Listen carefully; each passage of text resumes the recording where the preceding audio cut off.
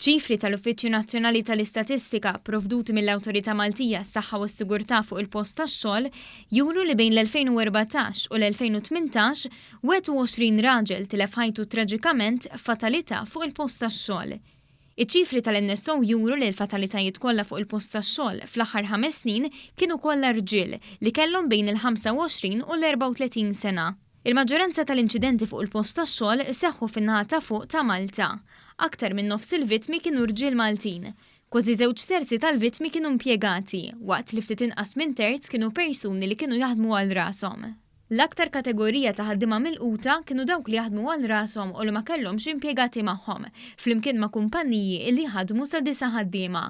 Kumpaniji li kienu jħadmu aktar minn 250 ħaddiem irreġistraw fatalità waħda biss fuq il-post tax-xogħol. L-NSO żied jgħid li nofs li mwiet fuq il-post tax-xogħol kienu kawża ta' ġrieħi serji fir-ras. Żied jgħid li l-akbar ammont ta' fatalitajiet fil-perjodu msemmi kien ir-riżultat ta' concussions u ġrieħi interni.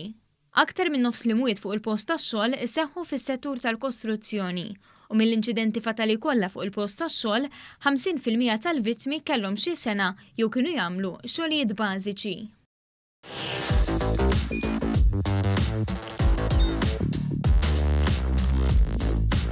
Idħol fuq one.com.mt u hemmhekk tista' tara l-programmi kollha li jxandru fuq One permezz ta' One Play.